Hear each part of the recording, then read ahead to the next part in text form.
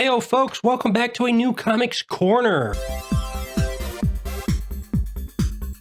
Today's book that we are going to be talking about is Marvels. This is written by Kurt Busiek and art done by Alex Ross. But before we dive in to this book, if you could please take a moment to like, comment, and subscribe, that would be greatly appreciated. It helps out the channel a whole bunch.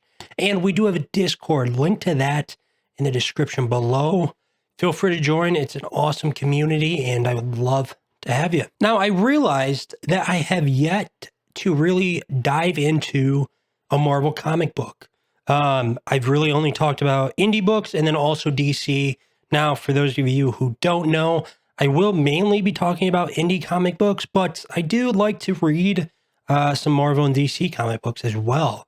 So I figured since I did a DC book a couple of weeks ago, Batman Hush, check out that video.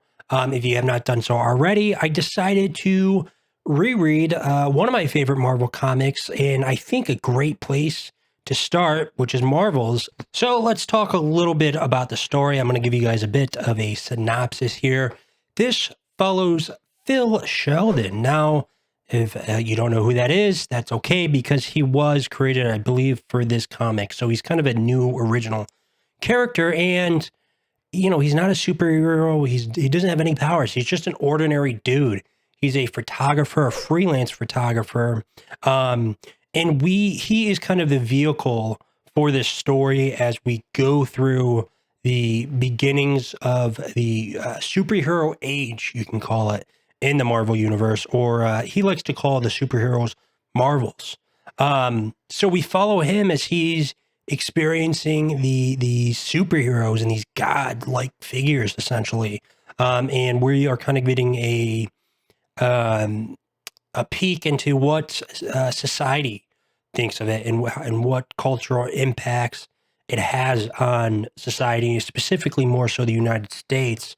And so, yeah, like I said, he witnesses all these major events. You know, we have some events from like the Fantastic Four in there, and X-Men and whatnot. That's why I think it's kind of a good jumping on point, because it introduces you to some of these major events that has happened and has impacted the Marvel Comics universe as a whole. The characters, now, to be honest with you, Phil Sheldon is definitely the main character of this book. We follow him the entire way through. We always see the world through his eyes. But he is definitely the main character, and there are side characters. You know, we have his wife, he has an assistant, you know, some other press people, I guess, from different newspaper companies and whatnot. But he is really the centerfold of this comic book. Like I said, he's a freelance photographer. He's blind in one eye, which we'll talk a little bit more about in a bit. And he's just a normal dude. And he has a interesting view, I would say, on the world, right? And I think that's why this story is so interesting at times, is because I think he really is the perfect vehicle for this type of story. It makes sense why he's always kind of where the action is. You know, he's a photographer. That's how he makes his living. So he wants to be where the action is, even if it puts his life in danger and whatnot. So it makes perfect sense. And it's also a great way to get these amazing splash shots as well, or splash pages. Because, you know, he's a photographer that, you know, there are a couple pages that really are just his for photograph, if you will. Yeah, so like I said, there are some other characters, but he's definitely the main character. And I could argue too that another character in this book is the Marvel universe or world, specifically New York City, and the people in it. I guess that could be its own kind of character in a way, but really, I mean, Phil Sheldon is the main character. Now, the good of the book, what I really loved about this book. First and foremost, the Alex Ross's artwork is just spectacular. If you're a fan of comic books, you probably know that. You've read a lot of his comics, I imagine. He is one of the best comic book artists in general. He's just a great artist as well, not just a comic book artist. And I could gush and gush and gush about how much I love his artwork and how well it works here. but I don't want to necessarily ruin that experience for you guys, kind of spoil it, I guess, if you will. I want you, if you have not read this book, to just read through it and experience his artwork on its own, because each page really does feel like a piece of art, and it's masterfully done, I will say. And that kind of leads me into my next point here, which is the overall execution and design of this book. Some of the best I've seen in comics in general, seriously. The page and panel layouts, I did not find many flaws within them. It reads very well. The splash pages are great. They're not overused, even though they probably could be, because this book is accompanied by Alex Ross's artwork. So it could be, but each splash page and double splash page feels deserved, which I really enjoyed. Next thing that I really think makes this book so great is the story. Like I said, I think Phil is the perfect vehicle for this story, and for the reader to experience the Marvel universe either for the first time, or even if you know a lot of it, it's through a different perspective. You know, it feels very grounded, which I really enjoyed. And, you know, we get to see the social and cultural impacts that superheroes would have on the world. It feels very realistic in that sense, which I really enjoyed as well. The writing is spectacular across the board. Phil, he's a pretty good character. You know, like I said, he has an interesting perspective on life. And that kind of dives into him being blind. How, and minor spoilers here, so if you really don't want anything spoiled, I will say, though, it's in the first issue, the first chapter of the book, so nothing crazy. But he gets blinded in one of his eyes by really directly from superheroes fighting, you know, and he never holds that against the superheroes. He never holds a grudge, even though he could. He still sees the good that they do and recognizes that. And yeah, I think he's a very strong character across the board. Now, to kind of wrap up the good of this book, you know, we do get, it feels like each issue is kind of tackling a different superhero in a lot of ways. You know, there's an issue that really the X-Men is the focus of, which parallels like the civil rights movement in our history. Then we have like Spider-Man in the final issue. He's kind of the main superhero that Phil deals with, I guess. And then we also have the Avengers, Fantastic Four. So we see a lot of different Marvel characters. And Phil, at the end of the day, he understands what the Marvels or the superheroes are meant to represent and what they need to represent, essentially, for the world. And we see that gets skewed in a lot of ways through the media and the press. You know, especially, you know, the Daily Bugle is in this book, and how Jonah Jameson always makes Spider-Man out to be a menace, right? And Phil sees this and recognizes that, no, that's not true. You know, he's not a menace.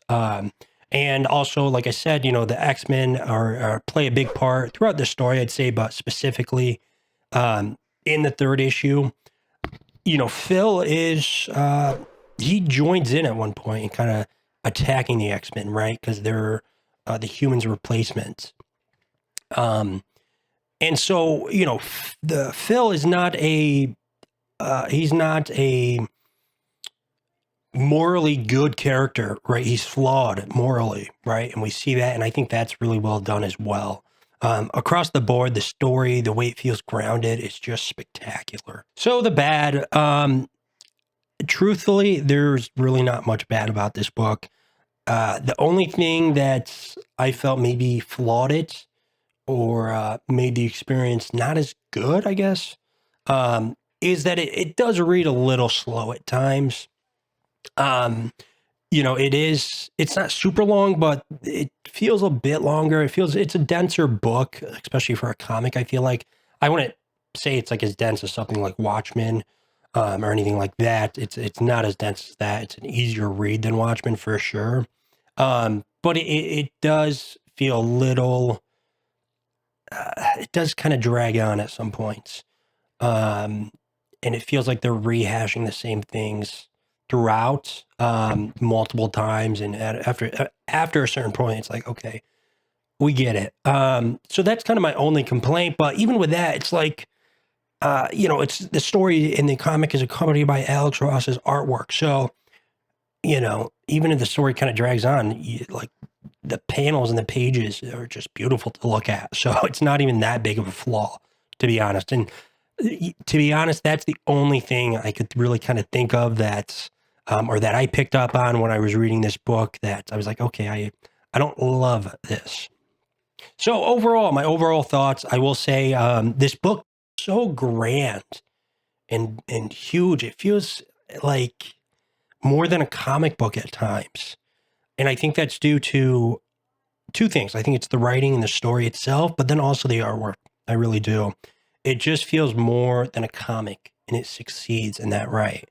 And I would love to see some sort of adaptation of this work. I think you could take this concept of a photographer or some freelance press person, journalist, whatever it may be, and apply it to like the MCU. And we could see, the events, the major events in the MCU unfold through the perspective of just a normal guy. And I think that would be really interesting. I think it could make for a really good show, like on Disney Plus. I would be kind of concerned that it would not, they wouldn't do it justice, and the budget wouldn't be there. It would probably be pretty tough to market because the main character is not a superhero, but it could be done. I will say this.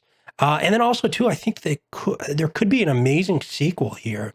That kind of continues with the Marvel Comics universe. A lot of things have happened since, this book, and where the book kind of leaves off, that there could definitely be kind of a continuation.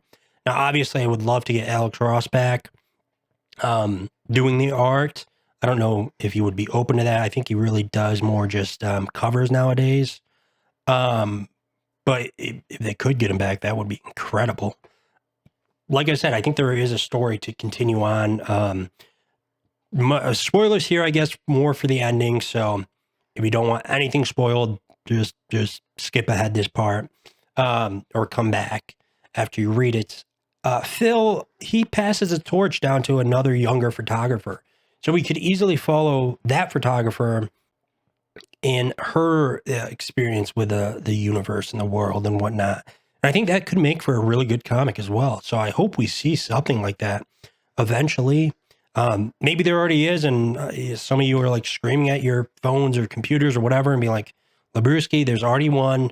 Go read it. If there is, let me know. But yeah, seriously, give this one a read. I'm going to give it a 9.5 out of 10. I think it is a must read for comic book fans. Even if you're not huge into the superhero stuff, I would really encourage you to check this one out. This trade paperback, you can get it in a larger format. That would be great. This huge book here is the platinum edition of this comic. So it's like huge. It's probably almost like 2 feet in height or whatever, length. So if you can get it in a bigger format, it's very justified. I will say that because Alex Ross's artwork is, again, just spectacular. So that is going to do it for today's Comics Corner. I hope you enjoyed my first Marvel Comics review. I do probably plan on doing more Marvel and DC in the future, but mainly sticking to indie books just because those are the books that really make me love comics as a whole. So, yes, we will catch you in the next Comics Corner. Take care, folks.